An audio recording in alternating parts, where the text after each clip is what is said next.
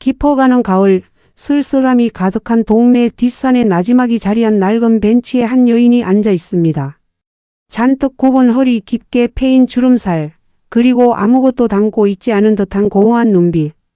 칠순을 훌쩍 넘긴 그녀의 앙상한 손에는 김이 모락모락 나야 할 커피 한 잔이 차갑게 식어 있었습니다. 마치 그녀의 삶처럼 모든 온기를 잃어버린 채 홀로 놓인 잔이었습니다. 그녀는 그 차가운 커피잔만을 하염없이 응시하고 있었습니다. 오늘 저는 사랑이라는 이름으로 행해진 가장 뼈아픈 배신에 관한 이야기를 해드리려 합니다. 단순히 돈의 문제가 아닌 평생을 바친 사랑이 어떻게 차가운 외면으로 돌아왔는지에 대한 이야기입니다. 바로 이 여인 김미자 할머니의 이야기입니다. 미자 할머니는 일평생 아들 준서만을 위해 살아왔습니다. 남편이 갑작스러운 사고로 세상을 떠난 후 어린 준서를 홀로 키우기 위해 정말 안 해본 일이 없었지요. 25, 점디 젊은 나이에 청산가부가 되어 어린 아들을 데리고 삶의 벼랑 끝에 섰지만 그녀는 절대로 포기하지 않았습니다. 새벽 4시, 아직 어둠이 가시지 않은 시장에서 얼음장 같은 물에 손을 담그고 생선을 다듬었습니다.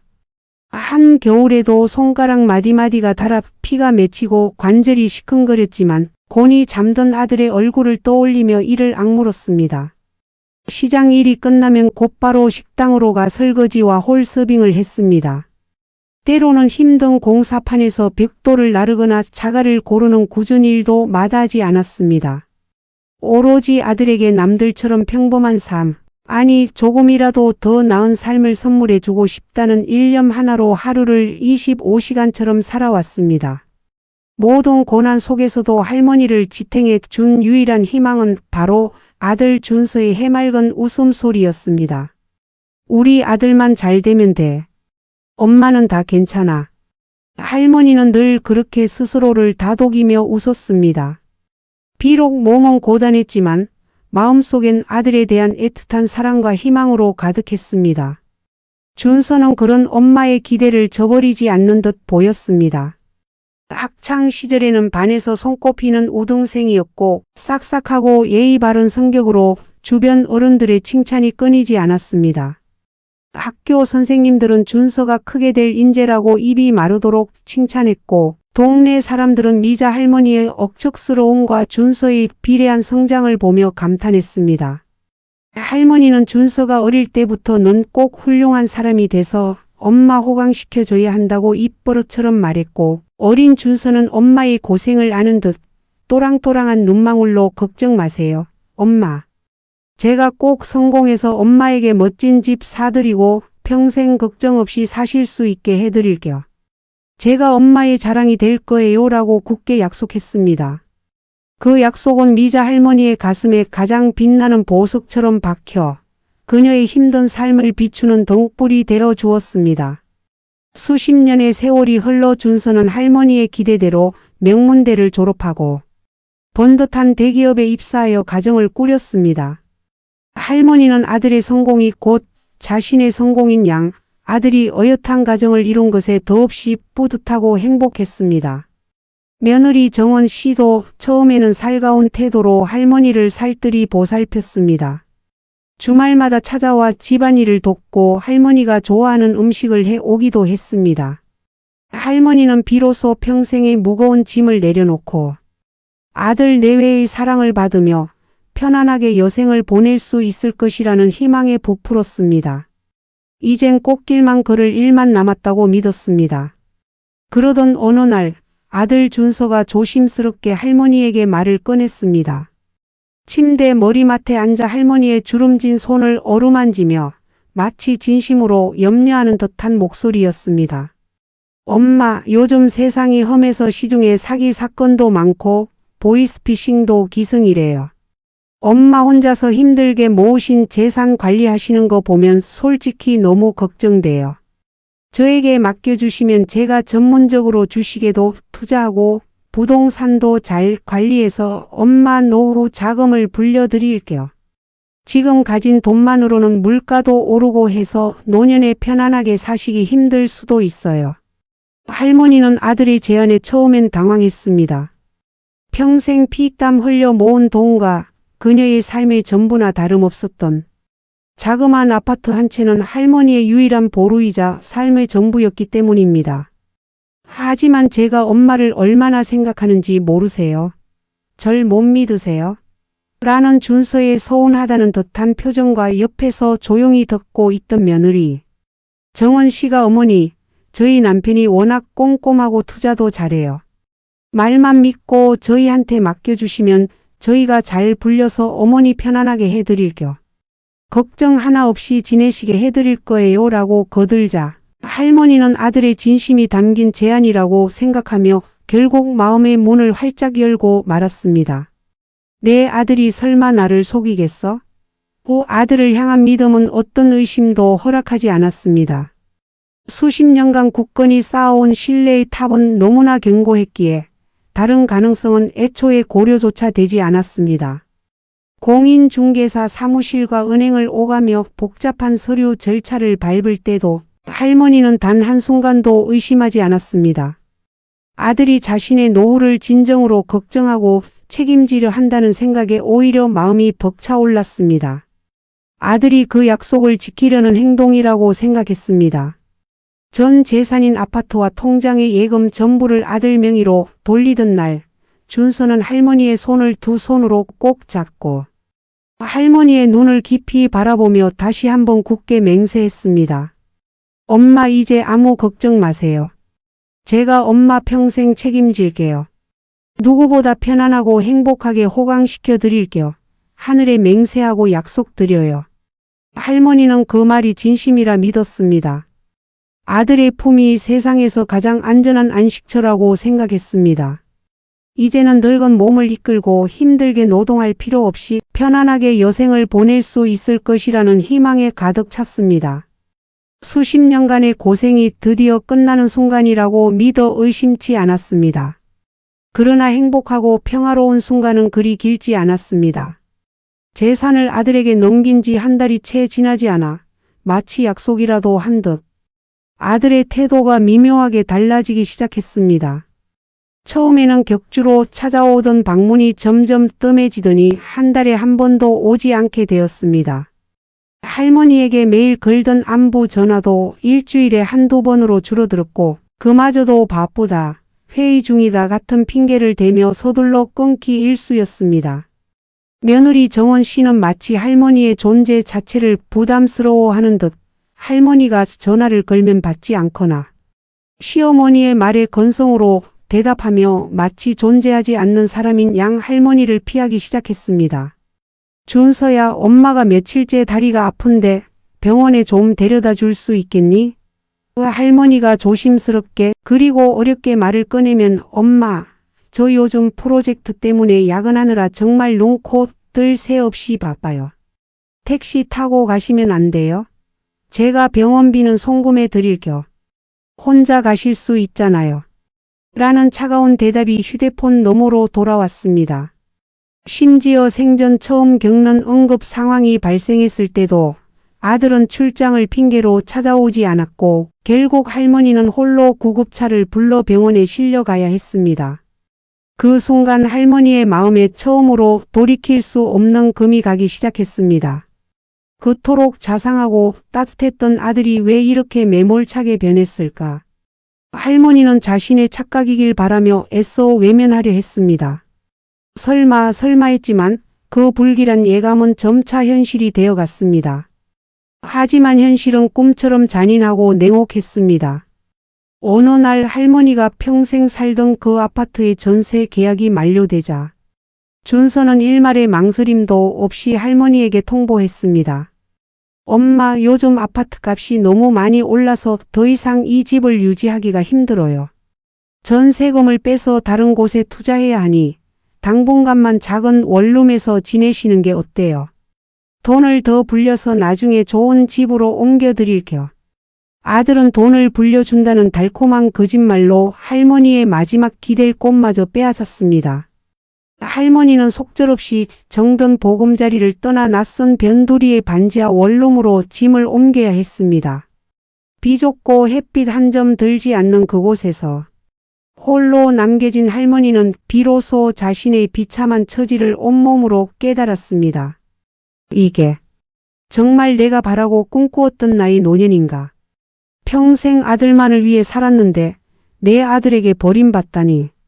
차갑고 습기 찬 원룸 바닥에 주저앉아 하염없이 눈물을 흘리는 할머니의 귓가에는 마치 비웃기라도 하듯 지난날 아들이 했던 달콤한 약속들이 메아리 쳤습니다. 엄마 호강시켜 드릴게요. 평생 책임질게요. 그 말들은 이제 날카로운 비수가 되어 할머니의 심장을 갈랐습니다. 자신이 가장 믿고 사랑했던 아들에게 철저히 버림받았다는 깊은 절망감과 배신감에 할머니는 고통스러워 몸부림쳤습니다. 차디찬 외면 속에서 한없이 쓸쓸하고 홀로 남겨진 미자 할머니, 그녀의 이야기는 이제 막 진정한 시련의 시작점에 서 있었습니다.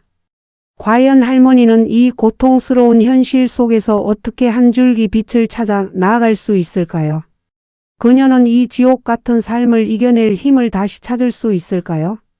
차가운 원룸 바닥에 주저앉아 하염없이 눈물을 흘리던 미자 할머니. 지난 세월의 희생과 사랑이 송두리째에 부정당하는 듯한 절망감에 숨조차 제대로 쉴 수 없었습니다. 아들이 한 약속들은 이제 조롱하듯 귓가를 맴돌았고 며느리의 살가웠던 웃음은 비수로 변해 가슴을 찢는 듯 했습니다. 나는 무엇을 위해 살아왔는가? 내 모든 것을 바친 대가가 고작 이것뿐인가? 할머니의 심장은 산산조각 난 유리처럼 부서져 내리는 것 같았습니다. 식사도 제대로 하지 못하고 며칠 밤낮을 울기만 했습니다. 그녀의 작은 원룸은 세상과 단절된 마치 깊은 바닷속 심해처럼 어둡고 고요했습니다. 하지만 삶은 결코 그렇게 쉽게 끝나는 것이 아니었습니다. 70평생 숱한 고난과 역경을 이겨내며 아들을 키워낸 미자 할머니였습니다.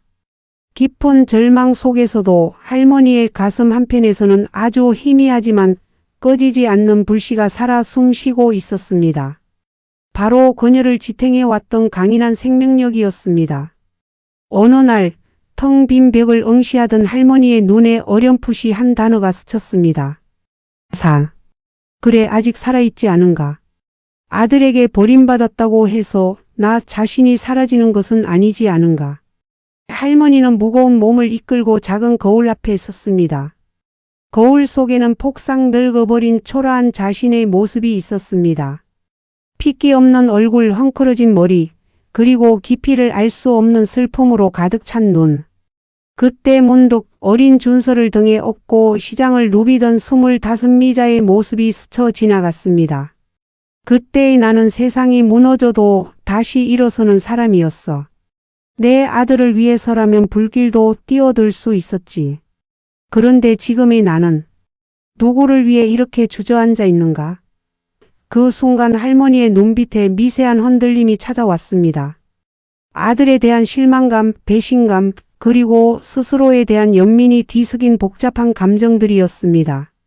다음 날 아침 할머니는 생전 처음으로 자신을 위해 무언가를 해보기로 결심했습니다. 낡은 작업복 대신 깨끗한 옷을 입고 헝클어진 머리도 단정히 빗었습니다. 오랜만에 작은 거울을 보며 역게 미소 지어 보였습니다.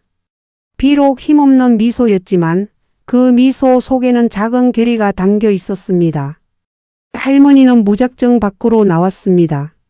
오랜만에 마주한 바깥 세상의 햇살은 눈부시게 따뜻했습니다. 주변을 둘러보니 작지만 아늑한 동네 노인복지관이 눈에 들어왔습니다. 망설임 끝에 문을 열고 들어섰을 때 할머니를 맞이한 것은 뜻밖의 온기였습니다. 복지관 사람들은 할머니에게 따뜻한 차 한 잔을 내어주며 웃어주었습니다. 그곳에서 할머니는 다양한 사람들을 만났습니다. 평생을 교사로 살다 정년퇴직한 김 선생, 건설 현장에서 평생 몸 바쳐 일하다 퇴직한 박씨 아저씨, 그리고 자식들과의 관계에서 저마다의 아픔을 지닌 채 외로운 노년을 보내던 수많은 시니어들이었습니다. 그들은 각자의 삶의 무게를 짊어지고 있었지만 서로를 향한 따뜻한 이해와 공감이 있었습니다. 처음에는 아무 말 없이 구석에 앉아 듣기만 하던 할머니는 차츰 다른 사람들의 이야기에 귀를 기울이기 시작했습니다. 그들의 이야기는 할머니 자신의 이야기와 다르지 않았습니다. 사랑과 희생 그리고 상처와 아픔. 복지관에서 진행하는 손글씨 교실에 참여하며 할머니는 오랜만에 글씨를 써 내려갔습니다. 투박하지만 정성이 담긴 글씨 한 글자 한 글자에 할머니의 마음이 담겼습니다. 예전 같으면 아들을 위해 투자했을 시간이 이제는 오롯이 자신을 위한 시간이 되었습니다. 작은 동네 텃밭에서 허브를 가꾸고 경로식당에서 봉사활동을 하며 할머니는 자신이 누군가에게 여전히 필요한 존재라는 것을 깨달았습니다. 누군가에게 작은 도움이라도 줄 수 있다는 사실에 할머니의 마음은 다시금 온기로 채워져 갔습니다. 그녀의 작은 원룸은 여전히 좁았지만 이제는 더 이상 차가운 공간이 아니었습니다. 할머니는 그곳에 작은 화분을 들여놓고 낮 동안 만났던 사람들과의 대화를 되새기며 따뜻한 차를 마셨습니다. 더 이상 아들을 미워하는 것에 자신의 에너지를 낭비하지 않았습니다. 물론 아들을 완전히 용서하기란 쉽지 않았습니다. 가슴 속 깊은 곳에는 여전히 뼈아픈 상처가 남아 있었습니다. 하지만 할머니는 그 상처를 곱씹는 대신 새로운 관계에서 오는 따뜻한 위로와 지지를 통해 자신의 삶을 채워나갔습니다. 어느 비 오는 날 저녁 할머니는 낡은 수첩을 꺼내 들었습니다. 그 안에는 어릴 적 준서가 서툰 글씨로 쓴 편지와 학교에서 받아온 상장들이 고스란히 보관되어 있었습니다. 아들을 미워하고 원망했던 마음이 잠시 물러나고 그 대신 아들의 어린 시절 행복했던 모습들이 아른거렸습니다. 그래, 내 아들이 나쁜 아이는 아니었지. 다만 세상에 물들고 욕심에 눈이 멀었을 뿐. 할머니는 그렇게 생각했습니다. 미움 대신 안타까움이, 원망 대신 애잔함이 그 자리를 대신했습니다. 그것이 용서인지 혹은 단념인지는 알 수 없었습니다. 그러나 확실한 것은 그 순간 할머니의 마음속에서 커다란 돌덩이 하나가 내려앉는 듯한 평안이 찾아왔다는 것입니다. 미자 할머니는 아들을 찾아가지 않았습니다. 연락을 먼저 하지도 않았습니다. 굳이 아들을 용서하기 위해 애쓸 필요도 없다는 것을 깨달았기 때문입니다. 용서는 남을 위한 것이 아니라 자신을 위한 것이라는 것을, 아들을 잊은 것이 아니라 아들로 인해 받은 상처에 매여 살지 않기로 선택한 것이었습니다. 할머니는 이제 자신이 가장 소중하게 생각하는 존재는 바로 나 자신이라는 것을 깨달았습니다. 세월이 흘러 할머니는 노인복지관의 든든한 일원이 되었습니다. 그녀의 텃밭에서 가꾼 허브는 복지관 사람들에게 작은 기쁨을 주었고 그녀가 써 내려간 글씨는 많은 사람들에게 위로가 되었습니다. 때로는 새로 복지관에 온 할머니처럼 상처받은 이들에게 자신의 이야기를 들려주며 용기와 위로를 건네기도 했습니다. 그녀는 여전히 준서의 소식을 듣지 못했습니다. 그러나 더 이상 과거에 얽매이지 않았습니다. 그녀의 눈빛은 비록 깊은 주름이 져 있었지만 지난날의 공허함 대신 잔잔한 평화와 지혜로 가득했습니다. 가을 햇살이 다시금 낡은 벤치에 내려앉은 어느 날, 미자 할머니는 환하게 웃으며 커피를 마시고 있었습니다. 이번에는 따뜻한 온기가 느껴지는 커피였습니다. 옆자리에는 복지관에서 만난 친구들이 앉아 도란도란 이야기를 나누고 있었습니다. 그들의 얼굴에는 주름이 가득했지만 그 주름 속에는 세월의 흔적과 함께 따뜻한 웃음꽃이 피어 있었습니다. 아들의 배신으로 모든 것을 잃은 듯했던 할머니는 역설적으로 모든 것을 잃고 나서야 진정한 나를 찾았습니다. 타인의 사랑과 인정을 갈구하는 삶이 아닌 스스로를 사랑하고 자신의 가치를 인정하는 삶을 말입니다. 그리고 그 삶 속에서 진정한 행복이 무엇인지 깨달았습니다. 그것은 부와 명예도 아니었고 아들로부터 받는 호강도 아니었습니다. 오직 지금 이 순간 함께 나누는 따뜻한 마음과 소박한 일상 속에서 찾을 수 있는 삶의 기쁨이었습니다. 미자 할머니의 이야기는 우리에게 깊은 질문을 던집니다. 진정한 행복은 어디에서 오는가? 그리고 상처받은 마음은 어떻게 치유될 수 있는가? 결국 모든 것을 내려놓고 자신을 사랑하며 새로운 인연 속에서 삶의 의미를 찾아가는 것이야말로 가장 숭고하고 위대한 여정이 아닐까요? 그녀는 비로소 자유로워졌습니다. 그리고 깨달았습니다. 삶은 계속되고 그 안에서 우리는 언제든 다시 꽃을 피울 수 있다는 것을 말입니다.